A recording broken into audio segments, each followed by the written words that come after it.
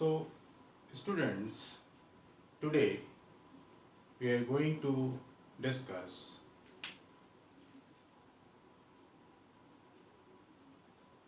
flower.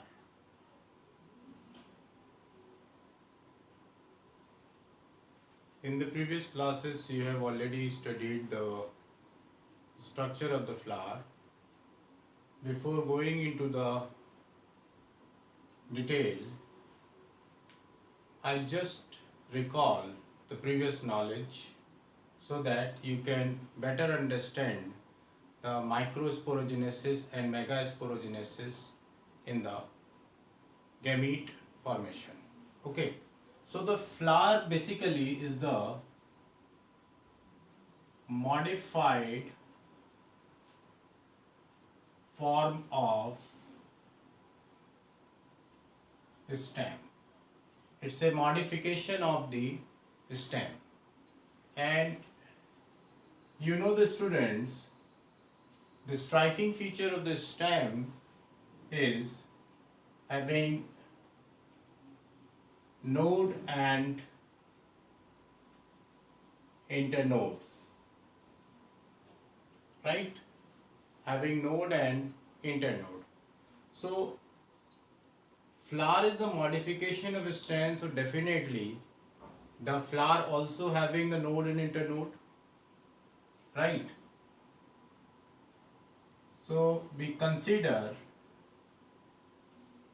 as if you go through the development of the flower, then it has 1, 2, 3 and 4 nodal region, and each node consists of 1, 2, 3 and 4 nodes, and each node consists of each appendage of the flower, right? There are 4 appendages in the flower, that is calyx, outer to inner बोल रहा हूँ मैं, calyx, corolla, endoecium and gynoecium. ठीक है, बहुत simple सा है. calyx outermost, then corolla second appendage, then endoecium third appendage, and the last one is gynoecium, right? Calyx जो है वो 11th में आप लोगों ने पढ़ा है. Calyx is the group of the sepal, corolla is the group of the petal, androecium is the group of the stamens, and the gynoecium is the group of the pistil और carpel. ठीक है, तो it's a very simple. Calyx sepals का group है, Corolla petals का group है, androecium स्टैमेंस का group है, और गाइनोशियम पिस्टल और कार्पल का ग्रुप है, right? These two, calyx and corolla, basically they are considered as accessory reproductive parts, accessory reproductive parts, while the later two one, these two, they are the essential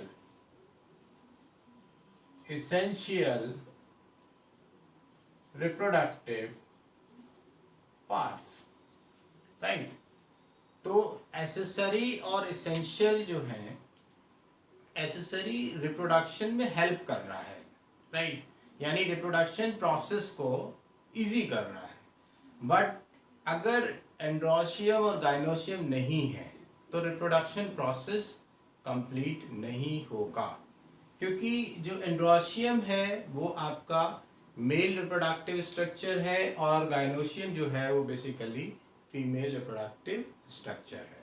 ठीक है, अब यहाँ अगर आप consider कर रहे हैं 4 nodes 1 2 3 and 4, then you'll see 1 2 and 3.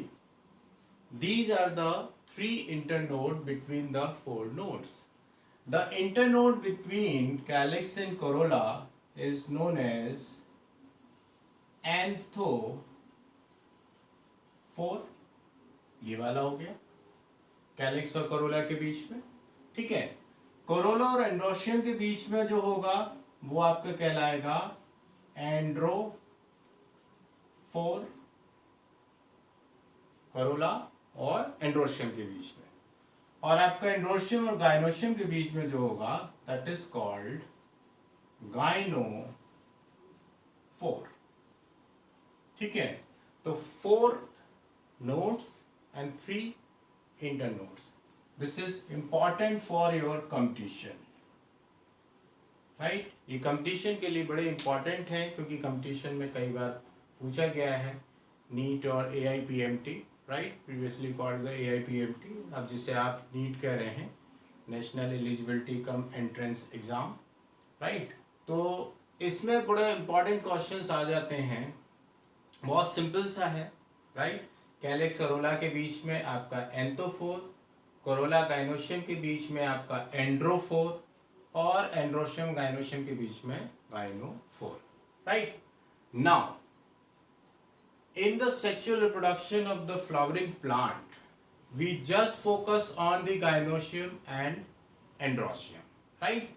Late us discuss the important parts of the male reproductive structure, that is gynoecium, right? Male reproductive, that is the androecium.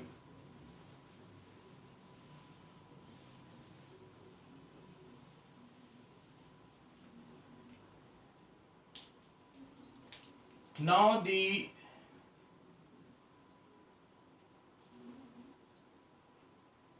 stamen, ठीक है। तो जो स्टैमिन है बेसिकली अगर हम एक स्ट्रक्चर थोड़ा सा ड्रॉ करें तो that is much clear to you.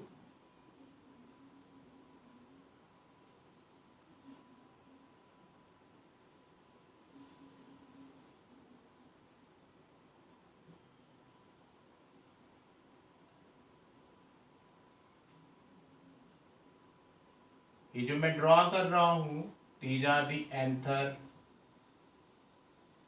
lobes and sometimes the 2 lobes and sometimes the single lobe, ठीक है। और नीचे जो अटैचमेंट है इसका that attachment is filament, right. और यहाँ एक रेड कलर की एक लाइन हम और शो कर रहे हैं।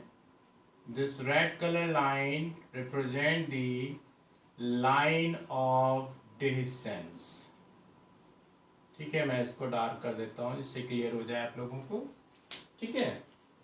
तो ये स्ट्रक्चर जो है जो आपका बल्जेस है, right, that structure is called anther, ठीक है। and this is filament. now this filament या आप सिंपल स्टॉक भी कह सकते हो, filament or stalk, right? now this filament either attached with the thalamus, या तो थैलेमस से अटैच करेगा और attach with the base of petal. अब देखो यहाँ इंपॉर्टेंट आ जाता है, अगर ये बेस ऑफ पैटल से अटैच कर रहा है तो यहाँ एक टेक्सोनॉमिक कैडर में दूंगा इसको, दैट इज एपीपिटेलस, एपीपिटेलस कंडीशन, ठीक है। फिलामेंट का तो सिंपल यही रोल होगा, सिंपल अटैचमेंट है, जो एंथर लोब्स हैं उनको अटैच कर रहा है वो, ठीक है, आइदर विद द थैलेमस और दी पैटर्न। नाउ जो एंथर लोब्स हैं, यहां पर आपको एक रेड कलर से जो मैंने लाइन दिखाई है, दैट इज लाइन ऑफ डिहिसेंस। देखिए लाइन ऑफ डिहिसेंस जो है, जब मैं इसकी लेयर्स आपको पढ़ाऊंगा, राइट, एंथर वॉल की जब लेयर्स डिस्कस करेंगे, तो जो लाइन ऑफ डिहिसेंस है, that area is divide of the callus band. तो ये बहुत थिन एरिया होगा।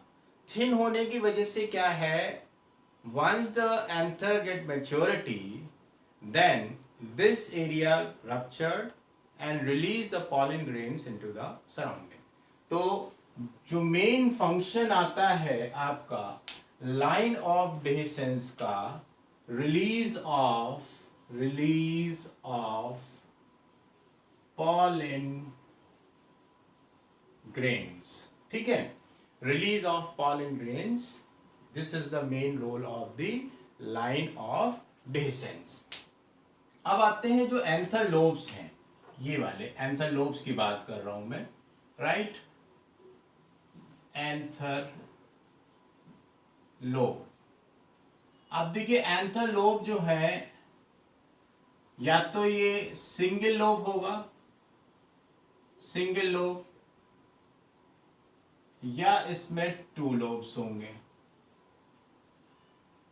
ये जो लोब्स हैं basically these are called theca, right, ये जो लोब्स हैं इसको हम कह रहे हैं थीका।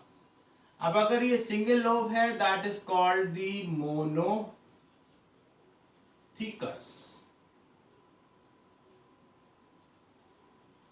राइट, और अगर इसमें दो लोब्स हैं, this is called dithecous. Monothecous and dithecous, single lobe है तो मोनोथीकस, और अगर टू लोब्स हैं तो डाइथीकस। बहुत सिंपल टर्मिनोलॉजी है, ठीक है। अब एक चीज और, मोनोथीकस या डाइथीकस कोई भी हो, यहां एक चीज आपको ध्यान रखनी है, each lobe consist of to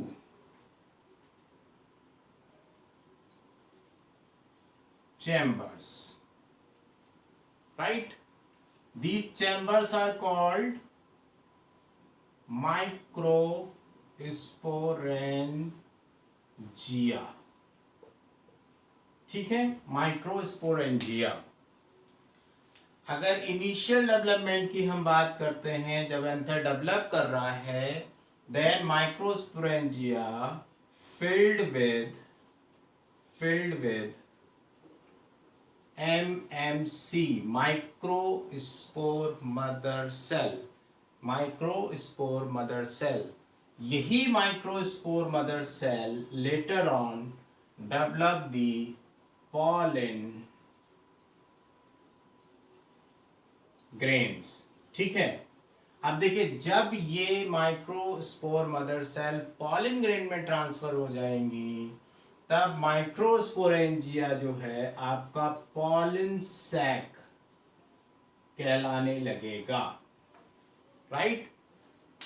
microsporangia transform into the pollen sac या फिर पॉलन चैम्बर, ठीक है। इनिशियल डेवलपमेंट में it is filled with the microspore mother cell, okay.